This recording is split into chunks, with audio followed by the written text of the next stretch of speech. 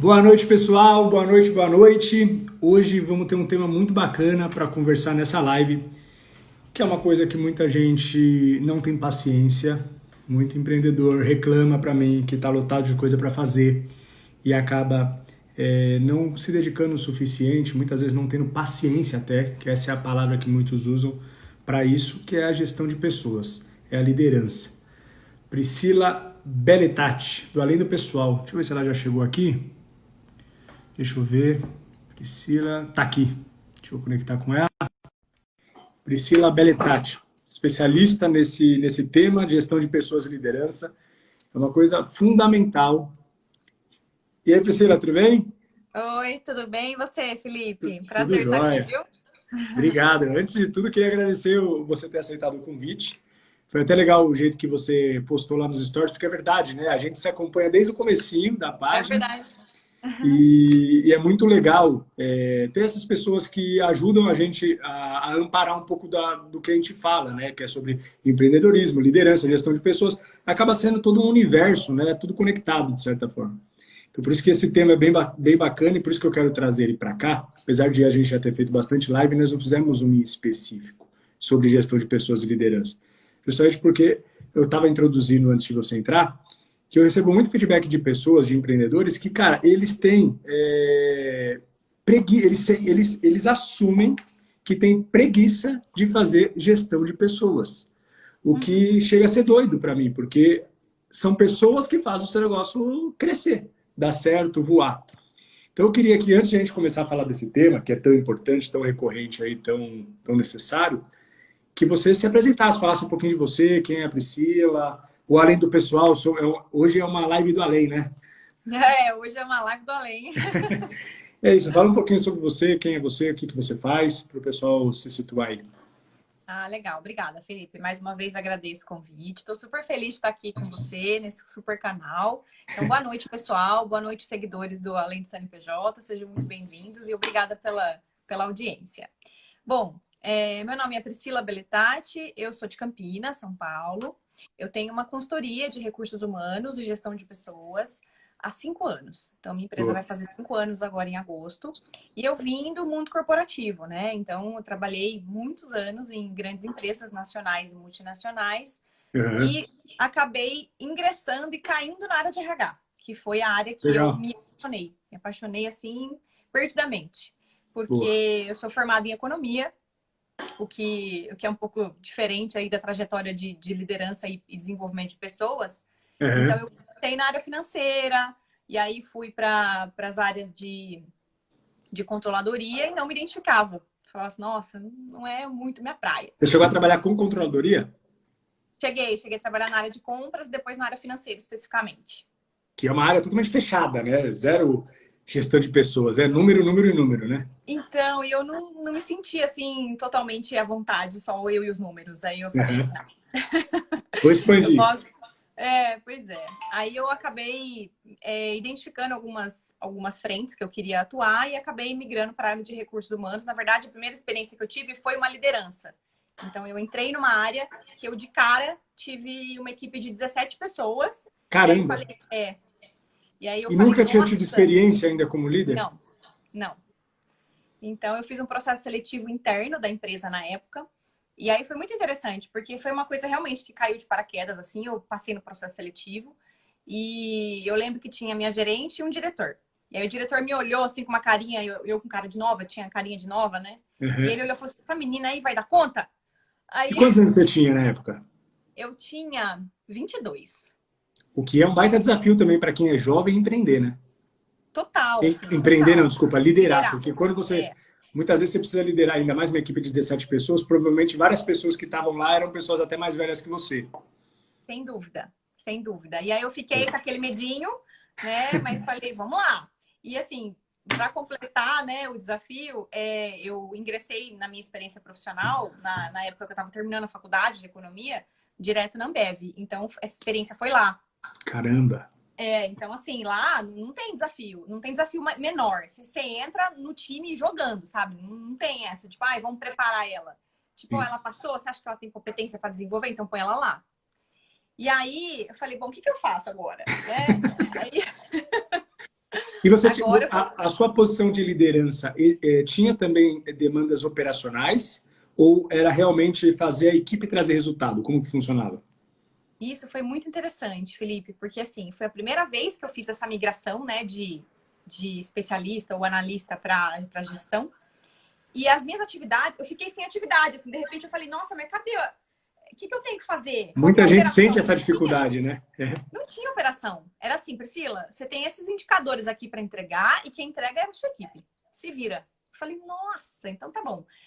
As minhas atividades operacionais, literalmente, era controle de ponto e jornada. Era Sim. isso. Que eu entrava lá, controlava a jornada e tal. Mas de resto, era realmente dar suporte, ver o que estavam fazendo, revisar processo. Então eu me joguei. E nessa eu me apaixonei. Eu falei, gente, como que é legal, assim, eu gostei muito de liderar pessoas e eu Sim. percebi uma diferença drástica na questão de rotina.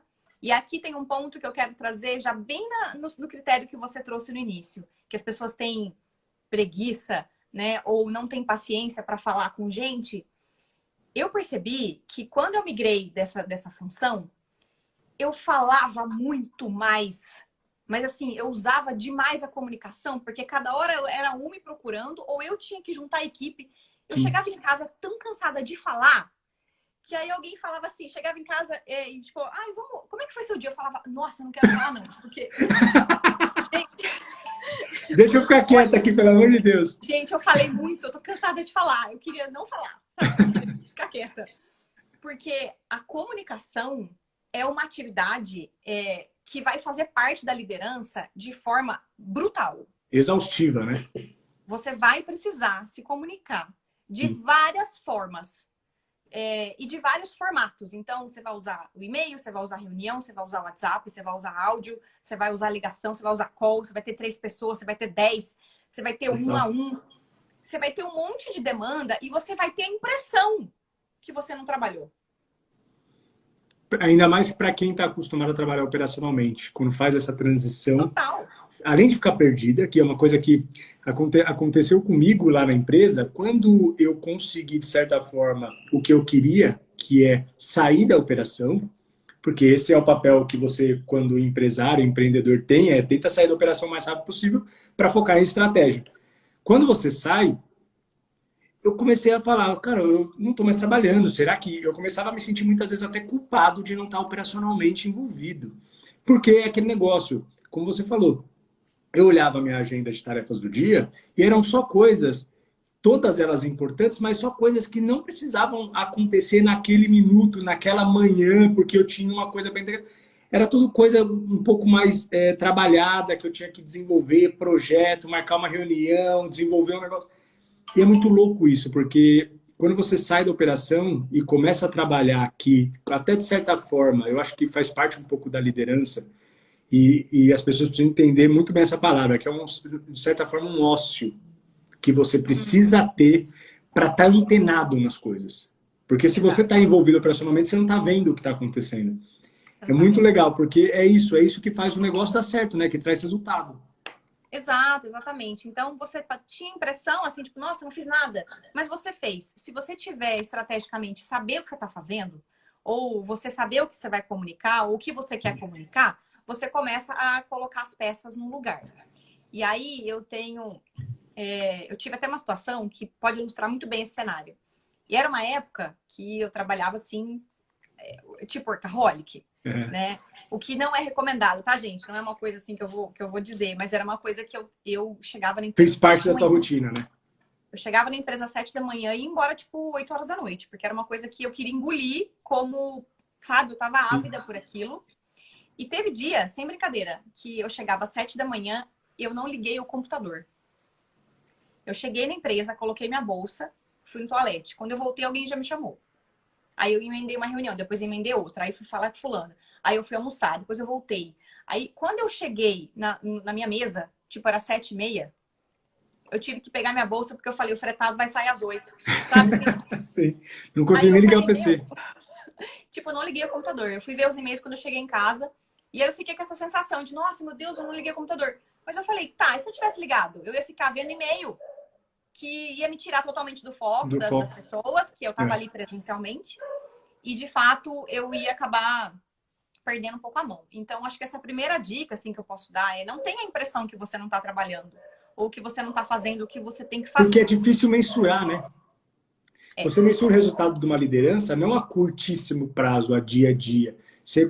Claro que você tem indicadores, mas o que realmente faz sentido quando você olha para trás e fala, meu, olha o que eu construí, olha o que essa equipe está trabalhando, olha como essa sinergia aconteceu. Você percebe no médio prazo. Não é, adianta. Às vezes até longo prazo, dependendo do tamanho do desafio.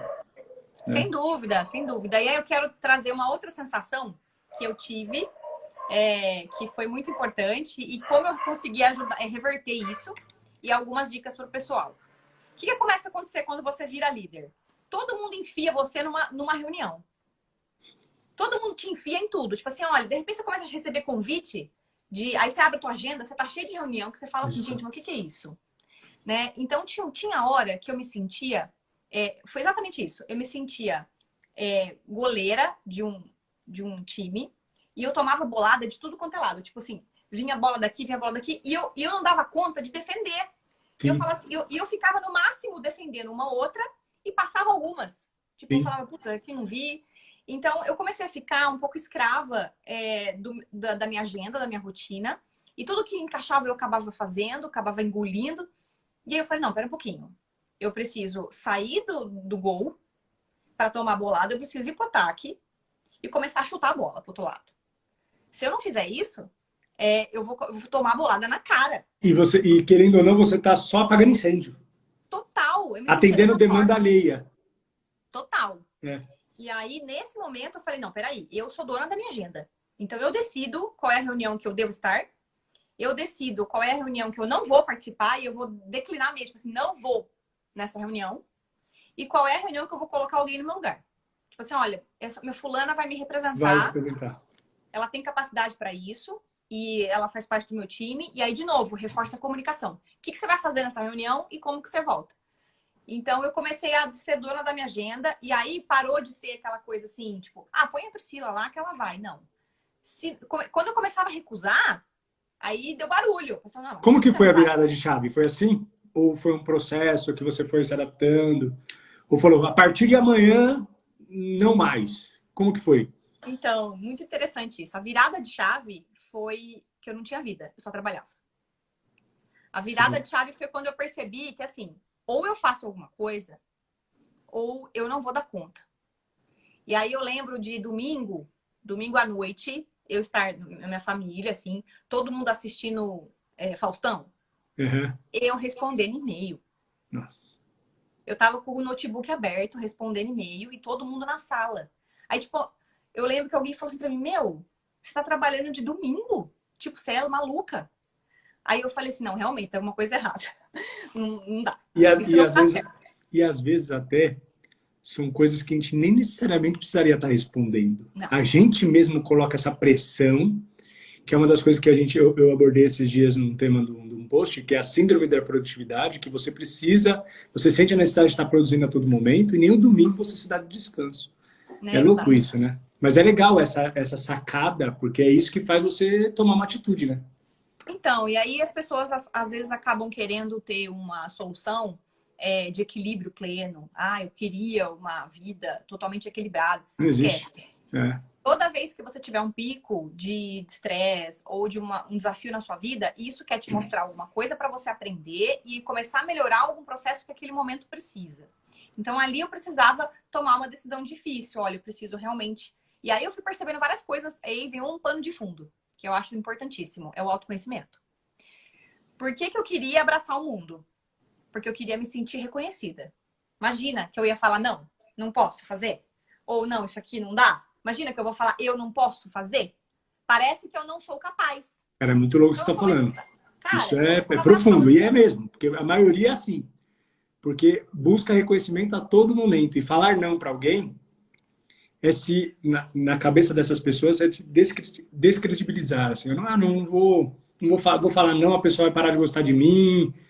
Ou a pessoa não vai me achar tão competente porque ela acha que eu não sei lidar bem com a minha agenda. É tudo paranoia da nossa própria cabeça de querer dar conta de tudo, né?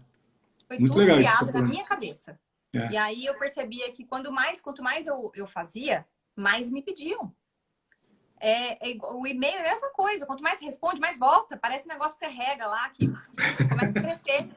Assim, Então, assim, eu falei, não, eu só vou responder o que é importante. Então, eu tive que fazer, tipo, sabe, assim, no autoconhecimento, tive que falar, não, calma. Você é capaz e você é boa nisso. Faz isso. Porque eu tava virando escrava do calendário. Tipo, o que eu tenho que entregar amanhã? Aí eu fazia hoje o que tinha que entregar amanhã. Cara, puta estresse, assim. Então, eu vivia tensa. Aí eu falei, não, então eu preciso realmente resolver isso. Isso me baixou muito a ansiedade e me ajudou a realmente fazer aquilo que era prioridade.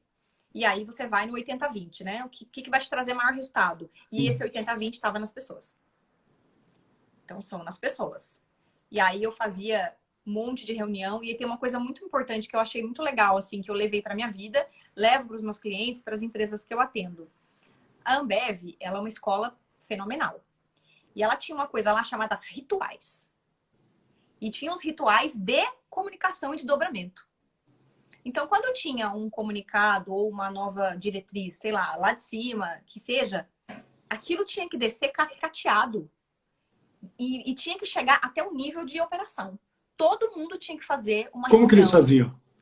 Então, começava com o board, né? Tipo, então, ó, chegou uma baita diretriz. Aí eles começavam a selecionar quais eram os temas que daquele macro ia descendo por nível hierárquico. Então, saía do CEO, do presidente, descia para a diretoria. Da diretoria para a gerência, da gerência para coordenação, coordenação supervisor, supervisor e operação e área técnica. E os assuntos, eles também iam Diluindo. se desdobrando, diluindo, até onde chegava na base, que era a ideia da estratégia. Sim. Como que a estratégia vai receber o que ela demandou se não chegar na operação? Que é o maior erro das empresas, normalmente, né? Então, a gente tinha uma obrigatoriedade. Dentro das minhas metas de líder, tinha lá o item desdobramento de cascata. Eu tinha que fazer uma reunião semanal, uma quinzenal e uma mensal como obrigatórias. Então, eram obrigatórias. E aí, eu podia fazer mais se eu quisesse. Ó, se você quiser fazer uma diária com a sua equipe, fica à vontade. Mas essas você é obrigado a fazer e você tinha pontuação. E aí, você tinha que mandar ata como evidência. Caramba. Tinha várias coisas. Mas aí você tinha também a pauta que deveria ser tratada de acordo com essa estratégia, com esse ritual, digamos assim.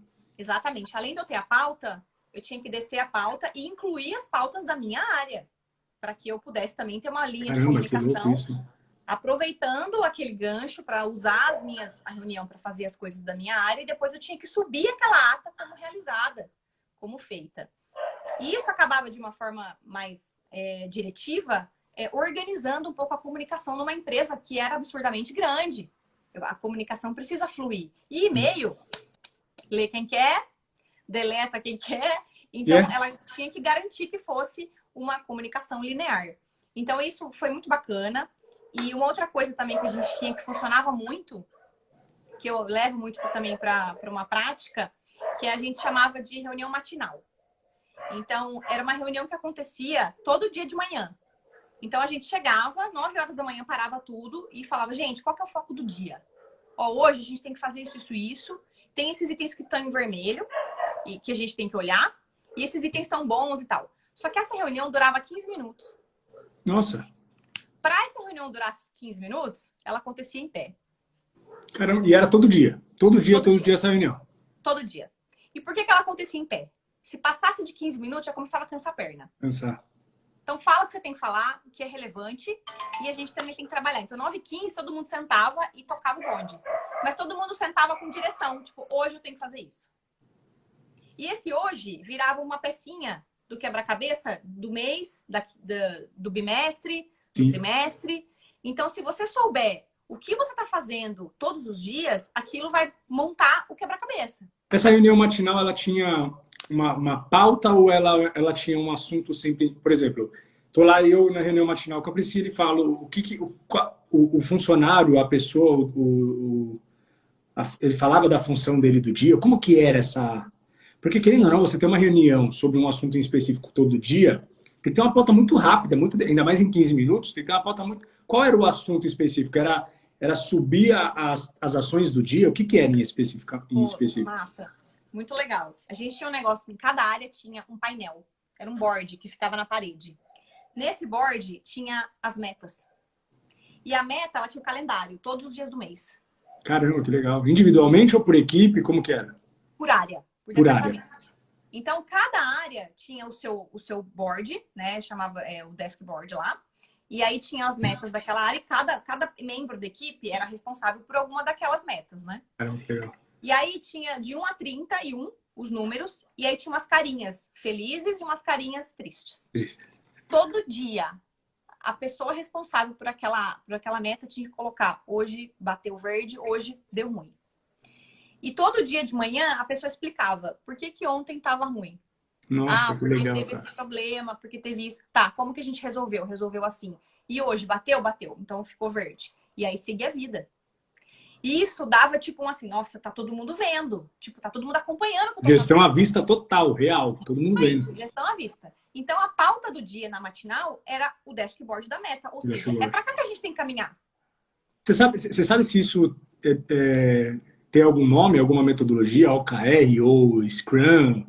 Ou o pessoal chamava, como o pessoal chamava lá? Gestão à vista? Como que tem um nome Isso, e uma gestão à metodologia? vista. Gestão Era à vista. esse Eles falavam, eles traziam isso como gestão à vista.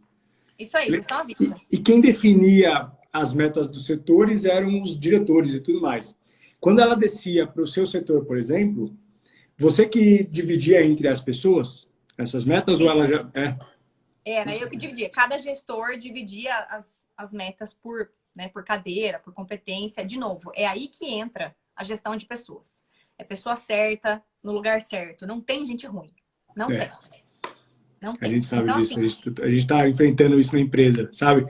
Pessoas que não estavam performando bem, mudaram de posição e começaram a performar bem. Exato. Caramba, não é a pessoa, é a aptidão da pessoa para determinadas funções. Exato, exatamente. Então a gente começava a primeiro fazer essas modulações. E aí eu me lembro que a gente começa fazendo isso sabendo desenhar muito bem uma meta. Não dá para você desenhar uma meta que não seja clara, que não tenha direcionamento, porque ninguém entende meta. Sim. Então, e assim, eu não vou te dizer que nem a Ambev era uma empresa perfeita. A gente aprendia com os erros e aí a gente corrigia e seguia. Eu acho que esse é o principal diferencial que eu posso dizer dessa empresa. Então, é uma empresa das quais eu passei, que eu percebia que, como poucas, ela vivia de fato a cultura.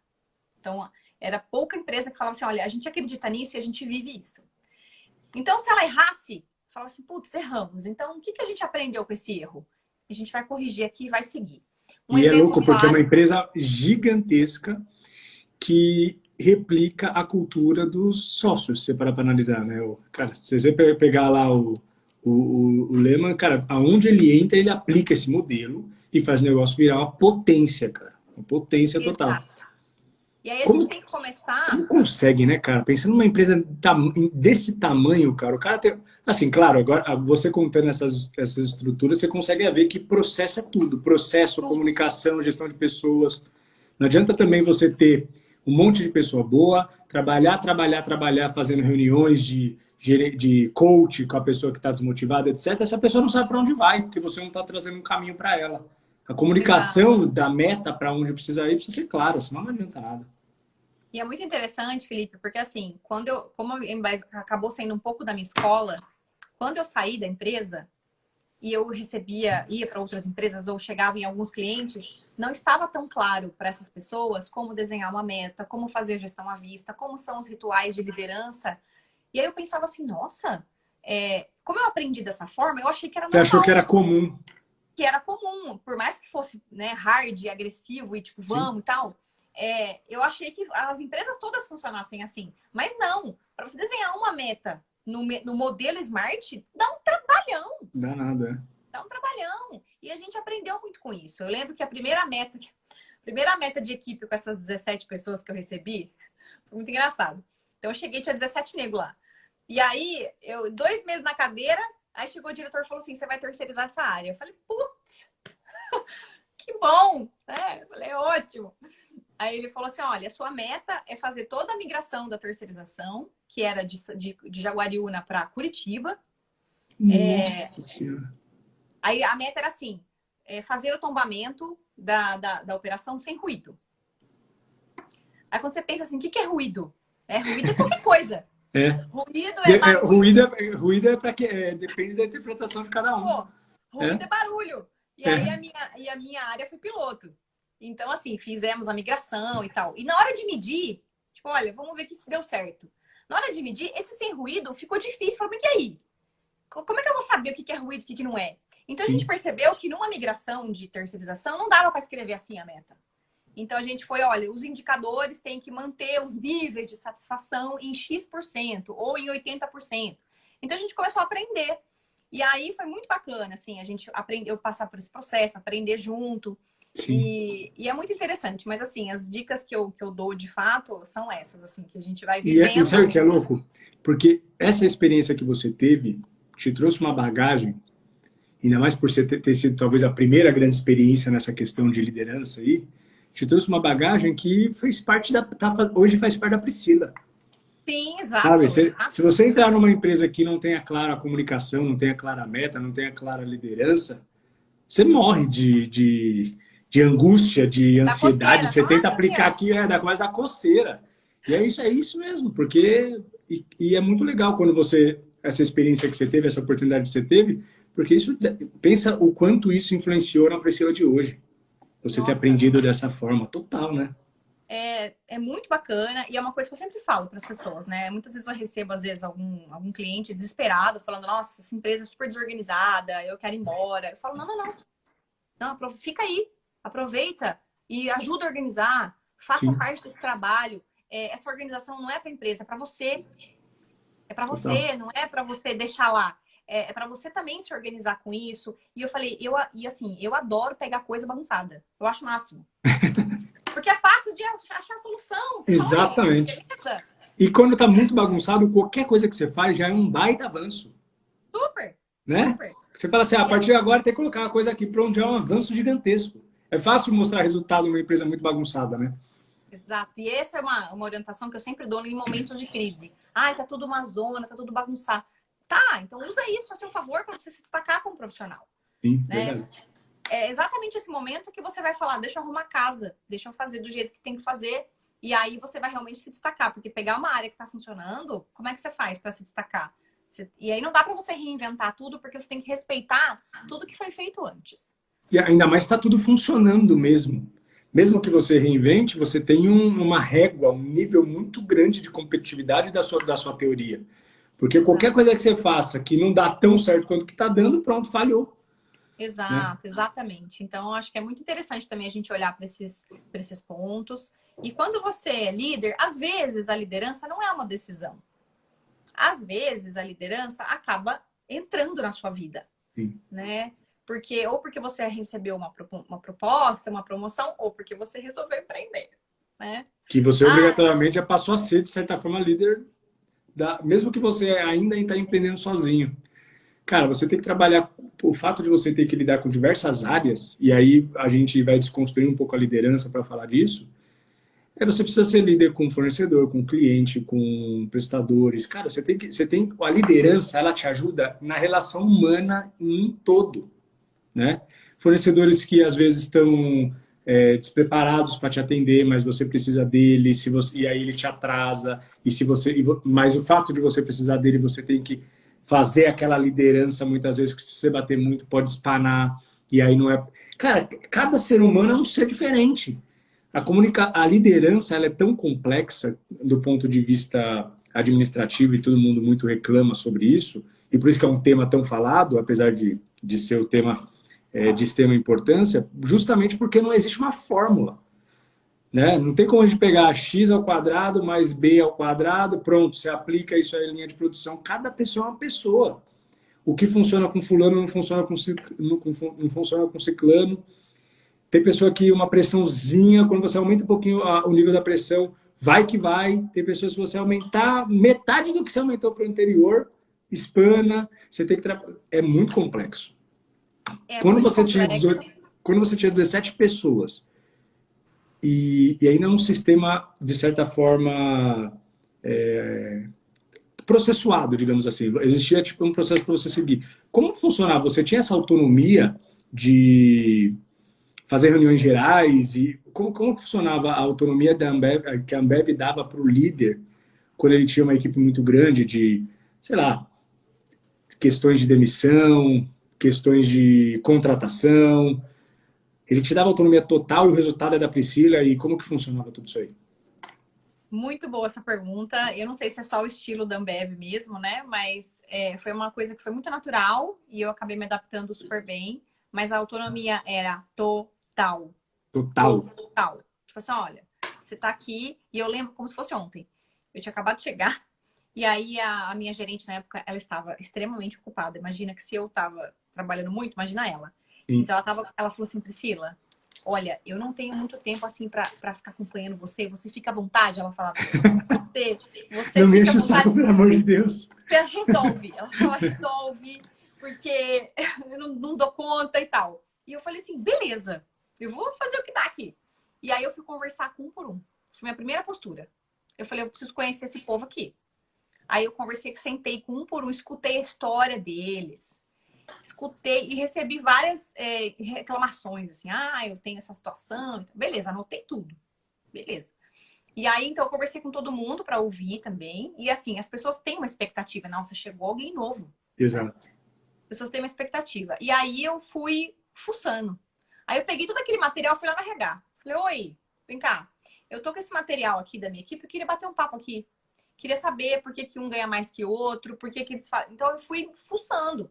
E assim que eu fui chegando na área de RH, né, fui falando e tal. E eu lembro do desafio que quando eu fiz a terceirização, eles falaram assim, ó, você vai ter que contratar temporário e os temporários vão ficar aqui enquanto os efetivos vão treinar o pessoal em Curitiba e você tem que segurar a operação.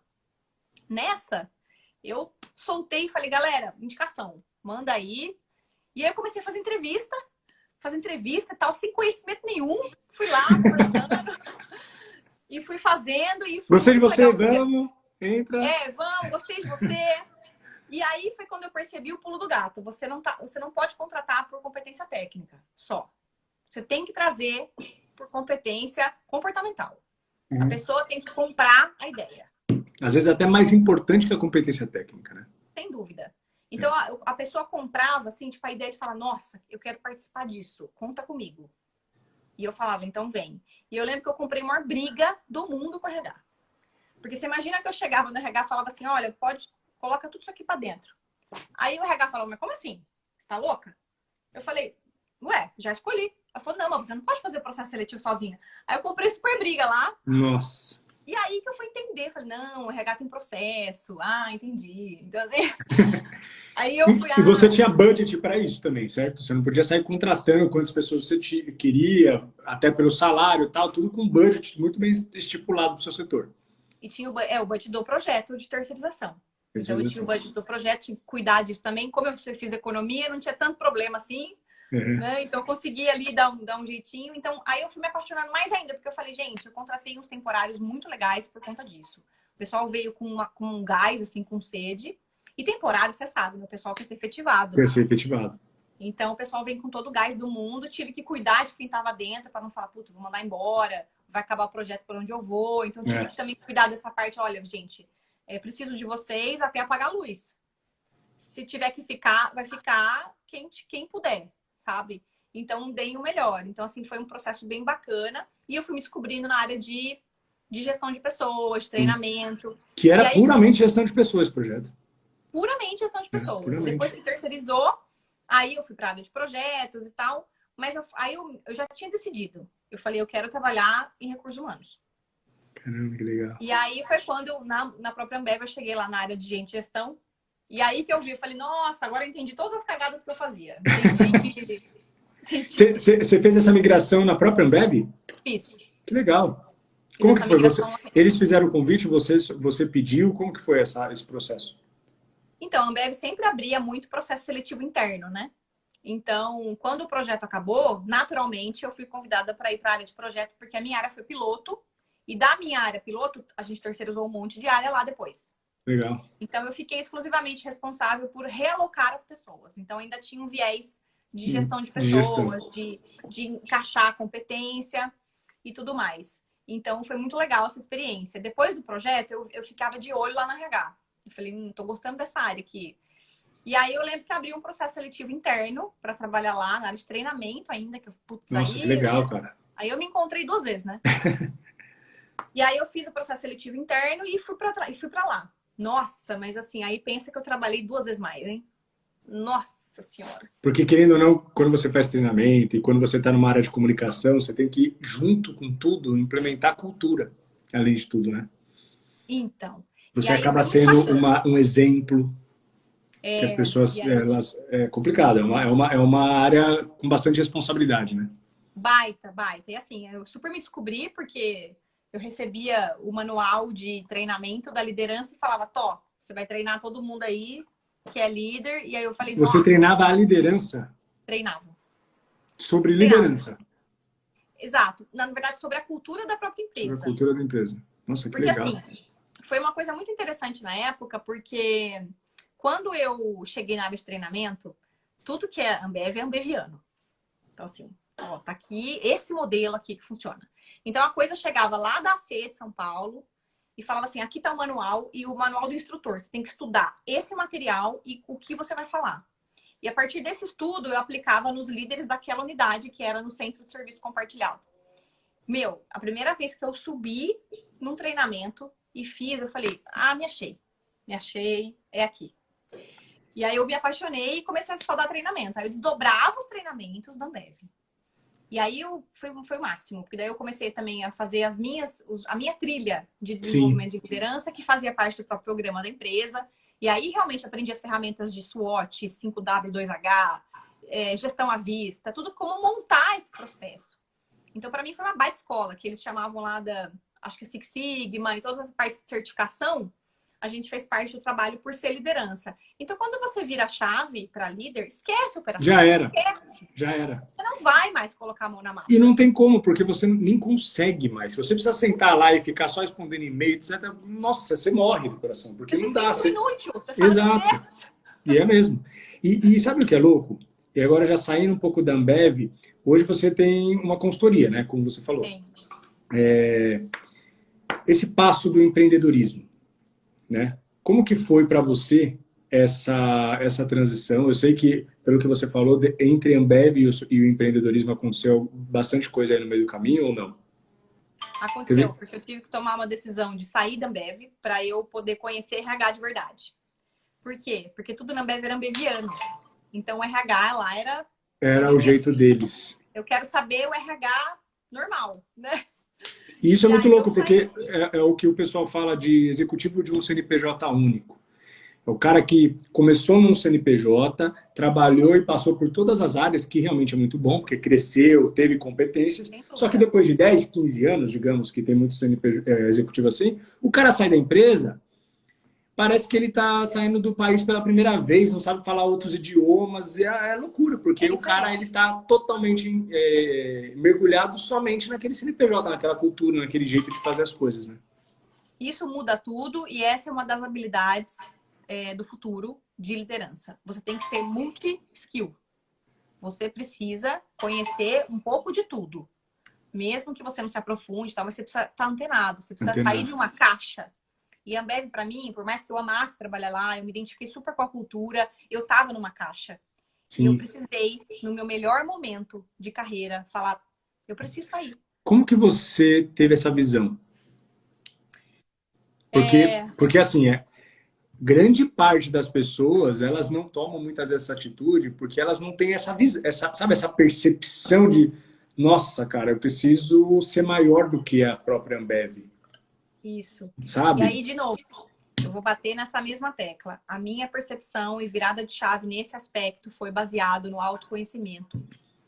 Por quê? Quando eu descobri, de fato, o que eu queria fazer para o resto da minha vida, que era treinamento dentro de gestão de pessoas. Eu estava numa empresa que, graças a essa empresa, eu descobri isso, porque eu fui caindo, fui entrando e cheguei Sim. lá. Então, graças a essa empresa, eu recebi esse dom, né, de saber onde eu estava. E a partir disso, eu tinha bastante conhecimento, eu iria aprender muito, mas eu estava dentro da caixa. Então eu pensei assim, se eu quiser seguir aquilo que realmente bate meu coração, aquilo que eu realmente gosto de fazer, eu preciso conhecer outras fontes da mesma água. Que era Atitude de corajosa, né? muito, porque eu pensei 1000 vezes, porque eu falei, gente, querendo ou não, a Ambev ela tem um bônus super agressivo. E eu me identifiquei muito com a cultura. Então, quando eu recebi o bônus, eu falava, ai, gente, e Deu agora? certo. Saco. Mas eu tive que ser corajosa. Então, eu troquei a cerveja pelo destilado. Eu saí da Ambev e fui para a Campari do Brasil. Caramba, que legal. Aí eu fui trabalhar na Campari, que foi uma empresa da água para o vinho, né? Então, imagina que eu saí de uma empresa multinacional, toda voltada para processo, e fui uma empresa familiar. Campari é uma empresa É familiar? É familiar, né? De cultura familiar, tem uma estrutura pequenininha, É mesmo? 400 funcionários numa fábrica de Sorocaba e 11 funcionários em São Paulo. Então, Caramba! você Não acha sabia que, não, nossa, quando você fala de Campari, por Brasil, ser famosa, né? Que legal. é uma empresa italiana, então a grande base está em Milão. E ela é tipo, multimarcas, assim. Eu não sabia que Vodka Sky, Dreyer, Drures, Old Date, tudo era da Campari. Nossa. E ainda assim tão pequena aqui, né? Mas ela Pois fabrica é, tudo aqui, não? Tudo que a gente... a maior parte. É mesmo, que legal. Bacana. Então, muito bacana. Então, foi uma experiência super legal. Depois da Campari, onde eu fiquei 4 anos, estabeleci os processos do zero, foi uma experiência top. Eu fui para a Qualicorp, administradora de benefícios. Então, depois do destilado, fui cuidar da saúde. Da saúde. E aí foi uma experiência ótima, porque quem me chamou para ir para a Qualicorp foi uma ex-Ambev. Então, eu voltei para as origens. Porque a ideia da Qualicorp era construir o modelo Ambev. Então, voltei a trabalhar igual enlouquecida e tal. E foi uma experiência maravilhosa. E aí, nessa época, de novo, uma decisão difícil. A empresa passou por várias rupturas, né? A Qualicorp era uma empresa que comprava todas as Muita corretoras do gente. mercado. Então, imagina que eu fazia. Eu cheguei no RH e aí a menina falou assim pra mim, Priscila, a gente faz integração, né? Toda semana. Eu falei, nossa, toda semana faz integração. Eu falei, faz uma vez por mês, né? Reduz. Ela falou, Priscila, toda semana a gente faz integração para 50 pessoas. Eu falei, não. E como que funcionava uma empresa dessa na parte de RH? Porque assim, eu já passei por uma fusão. Eu trabalhava numa empresa, eu era funcionário, trabalhava numa empresa multinacional que tinha comprado outra empresa multinacional. Uma decisão global que não tinha nem acontecido no Brasil, mas que estava nesse processo de transição entre os países. Eu lembro o estresse, a nuvem negra que se instaurou na empresa quando a transição começou. Era uma rincha entre marcas, entre empresas, um querendo aparecer mais que o outro, porque sabiam que algumas vagas eram 2 pessoas para uma vaga única e que aquilo estava sendo mensurado. Cara, virou uma competitividade, virou um ninho de cobra, foi uma coisa de louco, assim. E eu não considero que a empresa fez uma boa gestão para mensurar uma boa comunicação. Sabe, a insegurança, ninguém sabia o que acontecia, do nada se descobria que 30 pessoas foram demitidas e aí ninguém comunicava nada, todo mundo ficou muito desesperado. Eu, na época, estava como estagiário, então eu estava nem aqui entendendo o que estava acontecendo, só estava entendendo a pressão psicológica que estava instaurada. Numa empresa que está em processo de expansão, comprando gente e tudo mais, como que funciona isso aí? Pensando do ponto de vista de liderança, de gestão, de RH, que precisa mitigar isso, porque senão vira uma bagunça. Como que era para vocês lá? Primeiro desafio, era integrar essas pessoas na cultura. Então, assim, você foi comprado, né? Tá. Então, vamos agora fazer uma integração de... Você está numa empresa nova. Você mudou de empresa e a gente funciona assim e você está junto com a gente. A cultura, pelo menos ali na época, não era de desligar ninguém. A gente adquiria a operação e a gente mantinha essa operação. Aos poucos, a gente ia direcionando as pessoas e aí vem competência, pessoa certa no lugar certo, identificação de perfil. E aí a gente ia otimizando as operações e sempre tinha lugar para as pessoas, porque ela crescia muito. Boa. Então, dificilmente eu fazia as fusões para reduzir, era para ampliar. Eu me lembro uma época que a gente tinha um prédio na Paulista. A gente comprou o prédio, tipo, tudo. Tiramos tudo quanto é empresa de lá e ficou o prédio inteiro. E não deu conta, compramos um prédio na rua de baixo. Caramba, que legal, meu. Sensacional, assim, a gente chegava uma hora que não tinha espaço, o prédio inteiro foi ficando só Qualicorp. Então as pessoas tinham muito orgulho de entrar nessa empresa. De fazer parte disso, né? Então eu não sentia essa questão de ruptura com relação à rincha. Mas é um processo de fusão, todos passam por isso, na maioria. Acho que eu tive uma certa sorte nesse aspecto. Mas a gente enfrentava muita resistência. Mas na corretora era assim. Porque quando você sai de um lugarzinho pequeno, você controla um pouco que toda a operação.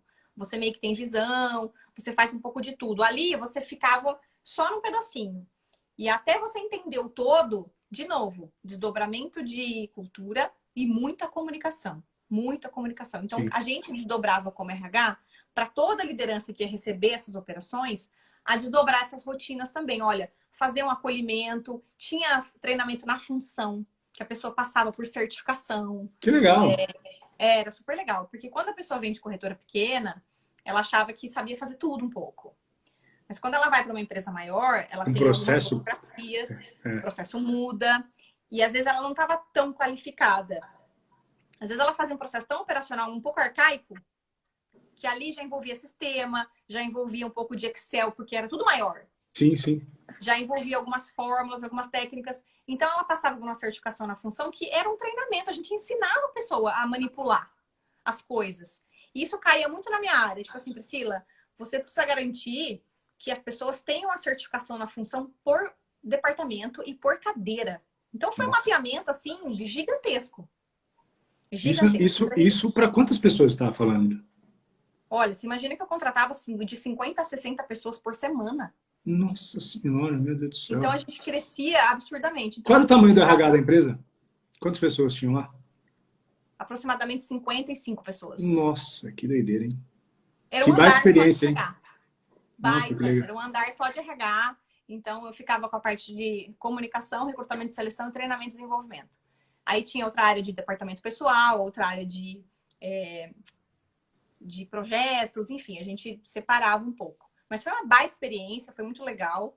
E depois, com o tempo, depois dessa grande fusão, a gente foi revendo as estratégias e aí muita coisa mudou. Muita coisa mudou. Aí essa diretora de RH que tinha me levado, ela saiu da empresa. A menina que te chamou, ela era a diretora da RH da empresa? Ela era diretora de RH da Qualicorp e ela era ex-diretora Ambev, 21 anos de Ambev. Meu Deus do céu, cara. Corajosa também. Você imagina o conhecimento que essa mulher tinha para fazer uma transformação. Então foi muito bacana. Eu podia ficar aqui 3 dias contando só as experiências lá. Nossa, mas é muito legal, porque pra gente que é empreendedor, você tá falando comigo aqui, eu já tô tendo inúmeros insights. Porque é isso. Legal. Porque assim, a gente como empreendedor, cara, eu falei isso hoje. A gente estava conversando assim com uma equipe e tal, eu falei assim, a gente precisa começar a fazer reuniões para implementar de forma mais forte a cultura organizacional, porque isso é muito importante. E pouca gente dá atenção nisso, né? Então é muito legal tá até vindo de encontro com quem a gente está conversando, com quem eu vivi hoje, assim. Então legal, bacana. E muito legal, Felipe, você falar isso, porque assim, quando a gente empreende e a gente é sozinho, ou a gente tem... Você falou isso em algum story seu. Você falou assim, quando a gente começa, a gente é tudo. A gente é comercial, a gente é financeiro, a gente é isso, aqui. E aí a gente parece exército de um soldado, né? E quando a gente tem essa impressão, a gente acha que é pequeno e que não tem cultura. Eu não tenho uma cultura organizacional. Mas só empresas multinacionais têm isso. Não, você sozinho é uma empresa. E você tem cultura, você tem a sua estrutura organizacional, você tem a sua cabeça. E você já está plantando. Você já está plantando. Você pode não estar entendendo, mas o jeito que você está fazendo ainda sozinho, como a sua empresa gira, fazendo a sua empresa girar, você já está plantando uma coisa que, conforme ela vai crescendo, as pessoas vão replicando o processo que você criou. E isso, em determinado momento, vai ser uma colheita que vai ser de acordo com o jeito que você plantou. Obviamente, se você plantar milho, você colhe milho. E é isso, porque, cara, eu falei ontem numa live, eu falei assim, quando você vai começar a empreender, você tem que desenhar uma estrutura gigantesca. Como se você tivesse hoje, imagina que você está vendendo lá 5 mil por mês. Comecei semana passada, estou vendendo 5 pau por mês. Agora você vai ter que desenhar a tua empresa se ela estivesse vendendo 500 mil por mês. E aí você vai colocar setores, áreas, quantas pessoas, etc. E aí depois, claro, quando essa estrutura de 500 mil estiver pronta, você vai falar, pronto, mas ainda eu estou com 5, então eu cuido de tudo. Mas justamente quando você olha uma visão macro, futura até, sabe, um saque contra o futuro, você consegue falar assim, putz, o que eu preciso para funcionar muito bem? Eu preciso ser excelente nisso, eu preciso dar muita atenção nisso, eu preciso cuidar muito bem para que isso não se perca. A cultura já está com você sozinho. Exato. E quando está escrito, você só cresce replicando. Isso, exatamente. E aí você começa a perceber o quanto você tem força, o quanto você pode alcançar outros objetivos. E assim, não estou falando que você vai construir uma empresa com 50 funcionários, mas Sim. você pode ter parceiro, você pode ter freela, não importa. Um freelancer que não é seu CLT, ele tem que estar comprado no seu propósito, senão ele não vai te atender. Ele não vai te atender. Ele tem que se sentir parte, além de tudo, né? Falar, meu, cara, eu sou importante para isso, eu faço parte, a empresa precisa de mim, eu preciso dela, vamos junto. Sabe? Todo mundo no mesmo barco. Essa sensação é uma coisa que motiva muito a equipe a prosperar, né? A produzir. E aí você me lembrou de um exemplo, assim, que parece bobo, banal, mas é muito do sangue de empreendedor e a gente tem que ter isso. Esses dias eu liguei no meu gerente, eu falei com o meu gerente de banco, porque eu estava questionando R$1,15 na minha conta, que eu falei, o que é isso? Do que se trata? E banco é cheio dessas, né? Uma tarifa XPTO. Eu falei, não quero, enfim. E aí alguém me falou, nossa, Priscila, mas era 1,15. Eu falei, eu não trabalho com valor, eu trabalho com conceito. Se fosse 1 milhão.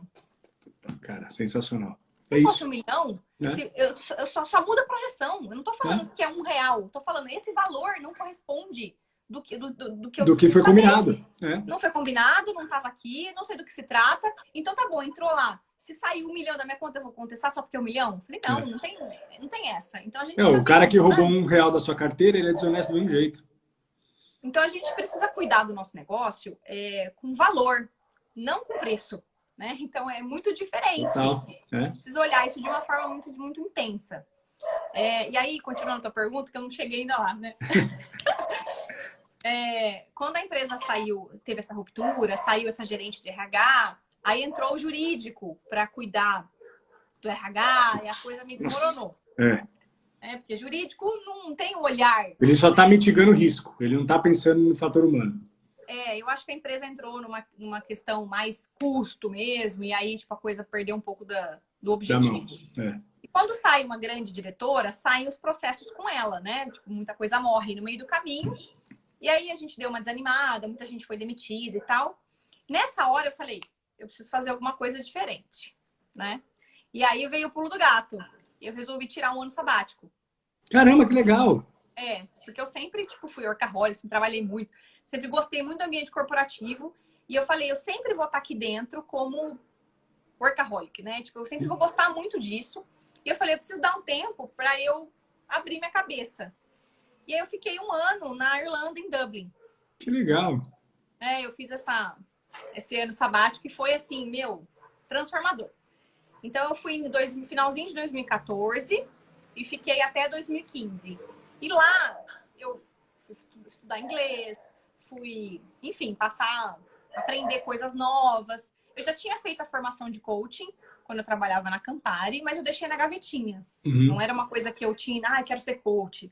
Não tive essa intenção, usei a ferramenta e aí fui fazer esse ano sabático, que foi incrível, né? Foi maravilhoso. Nossa, imagina. E o destino, ele é muito certeiro, né? Porque eu tentei de todas as formas trabalhar na Irlanda e eu não consegui. Mesmo? Porque o visto de estudante te dá permissão de trabalho. Mas olha só como a gente precisa saber usar nosso talento. O trabalho que eles liberam é trabalho informal. Então, você imagina que eu chegava numa cafeteria e falava assim, moço, quero trabalhar aqui. Aí ele falava assim, você sabe tirar café? Eu falava, não. Você sabe tirar chopp? Não. Aí eu falei assim, moço, mas eu posso aprender, eu fico aqui o dia inteiro. E aí eu faço. Ele falou, mas eu tenho 30 currículos aqui que sabe fazer. Aí eu falei, nossa, gente, eu não sou capaz de tirar um café. Sabe assim? Eu falei, eu não consigo trabalhar de servir uma mesa. Aí você vê que, tem coisas que são importantes você aprender na vida. E aí eu tentei de tudo. Tentei, trabalhar em loja de roupa, nada. Tudo as portas me fechavam. É mesmo, cara? Que dificuldade. Tudo. E eu falava, moça, eu fico aqui o dia inteiro pra você. Eu aprendo, pelo amor de Deus, E aí o que acontecia? Como eu fui numa época de crise, né, pra Irlanda, eu escutava português no centro da cidade, assim, de brasileiro, europeu, indo pra lá trabalhar com visto. Então, o emprego tava cheio de oferta. Sim. Então, assim, a hora de o momento, né? O timing. O timing tava, difícil e eu não tinha experiência, de fato. Aí eu falei, eu preciso trabalhar, porque eu gasto em euro, né? Como é que faz? E aí eu fui fazer o que eu sei fazer. Por isso que a gente tem que olhar o nosso talento, a gente tem que ter autoconhecimento e saber no que é que a gente é bom. Eu abri uma página do Facebook e falei coach e treinamento pessoal. E aí eu comecei a trabalhar assim. Comecei a atender atendendo pessoas lá ou atendendo pessoas aqui de forma online? Eu atendi aqui de forma online via Skype. Legal. E aí comecei com aquela coisa de fazer o pro bono, de graça, depois eu comecei a cobrando, as pessoas foram indicando, e eu fui trabalhando sozinha, empreendendo sozinha, com o que eu sabia fazer, que era direcionar as pessoas, orientar para liderança, mudança de comportamento. Que isso aí você fazia com o pé nas costas, que foi sua bagagem toda. Isso, então foi muito legal, porque eu fui criando confiança, fui falando, nossa, o que tá dando certo, mas ainda assim eu ganhava em real e gastava em euro. Que é difícil, essa guerra aí, né? E eu já tinha terminado o meu curso de inglês, eu fiquei 6 meses na escola, já estava há mais 5 meses no país, passeando, estudando, fazendo coisas, mas eu tinha os planos de voltar para o Brasil. Quando eu cheguei no Brasil, era crise aqui, era 2015. E eu falei assim, gente, eu nem vou para o mercado. Aí eu continuei com a minha empresa, abri meu CNPJ em agosto de 2015. Legal. E comecei a trabalhar, prestar serviço para pessoa física e pessoas jurídicas que começaram a me chamar. E nunca mais saí. Aí foi assim que eu virei empreendedora. E hoje, se assim, legal, a gente conversou bastante sobre isso e a tua bagagem é muito, muito boa. Para um empreendedor, aonde ele pode... Qual é o nome da empresa, na verdade? Lideriz. Lideriz. Aonde o empreendedor pode contar com a Lideriz, assim, para ajudá-lo? Assim? O que você pode contar um pouquinho da tua empresa para PJ, digamos assim? Claro que pessoa física pode talvez buscar um coach de gestão, de direcionamento de carreira, mas pensando no PJ, o que você oferece, assim? Quais são os serviços que você presta? Ah, legal, Felipe. Eu acho que eu começo sempre com uma combinação de autoconhecimento, né? Ou seja, o que você está fazendo, como é que você está lidando com as situações e um pouco de negócio. Como é que tá o seu negócio? Então, poxa, tô ganhando menos do que eu poderia, tô trabalhando, tô meio desordenado na rotina, eu não sei se meus processos estão adequados. Então, eu faço essa combinação de autoconhecimento com um pouco do negócio para quem é empreendedor. E aí, desde o zero, olha, Priscila, como é que eu abro um CNPJ? Onde que eu vou? Tem que pagar contador? Não Nossa, tem? que legal. Você traz esse know-how de business, além de tudo. Nossa, Felipe, porque eu errei, hein? Nossa! Todo mundo, e parece que é besteira, mas quando a gente tem uma mentoria, a gente economiza tempo e dinheiro demais, né? A mentoria se paga. Se eu soubesse, eu tinha mentoria se paga. Mentoria se paga, paga. É indiscutível. É investimento. E assim, o que eu joguei de dinheiro fora, porque eu fiz uma coisa, não era momento. Ou, tipo, gastei muito numa coisa que tinha mais barato e de uma qualidade boa. Enfim, apanhei. Então, eu dou essas orientações para quem é empreendedor. Ou para quem já tem um negócio, olha, já tem uma loja, já tem... Aí, sempre eu recebo isso. Eu tô com dificuldade com os meus funcionários. Tá, qual é a dificuldade? Adivinha quem eu trabalho? É a pessoa, não é os funcionários. Tipo, os meus funcionários estão com problema. As pessoas chegam para mim dizendo que o problema são os funcionários. Ela terceiriza o problema dela. Mas o problema é ela. Exatamente. E aí eu trabalho essa pessoa. Porque ela tá falhando em alguma coisa. Ou ela não tá tendo a paciência, ou ela não tá dedicando o tempo necessário, ou ela não tá se mostrando como exemplo, ou ela tá sendo muito chefe e pouco líder. E ela não vê tempo para encaixar isso. Não vê. Ela fala assim, olha, não tenho tempo, me ajuda aí. E aí ela terceiriza para mim também. Sim. E aí eu ajudo essa pessoa a falar, calma, vamos lá. Primeiro organiza o que você quer, qual que é o seu objetivo. Aí vamos organizar a tua agenda. Aí vamos fazer caber. E quando couber, tem que ser estratégico. Aí você vai fazer uma comunicação mais assertiva. Sim, total. E aí a coisa começa a dar um... Lógico, tem alguns funcionários que a gente vai chegar no nível de identificar que talvez ele não seja a melhor pessoa para aquele ambiente, né? Sim. Olha, mas aí você tem que esgotar todas as possibilidades. Porque senão acontecem também muitas vezes por falta de você ter um olhar crítico, até sensato, de liderança, você acaba demitindo pessoas que poderiam se adaptar muito bem em outros cenários, né? Sem dúvida. O Pri, assim, eu queria, faltam 40 segundos para acabar a live. Nosso papo rendeu demais. Eu tô recebendo aqui alguns feedbacks aqui na caixinha de pergunta, do pessoal fazendo algumas perguntas, o pessoal perguntou. O que eu acho? Vamos encerrar a live a gente vai marcar uma segunda para continuar com esse tema, porque eu acho que, quando a gente fala de liderança, gestão de pessoas, dá para a gente conversar muito sobre isso. E é um tema Tá. tão amplo, é um tema tão importante, é um tema tão fundamental para, seja você somente um funcionário que precisa se autoliderar ou um empresário. Eu queria te agradecer, Pri. Muito obrigado, viu? Eu que agradeço. E aí a gente vai marcar outra.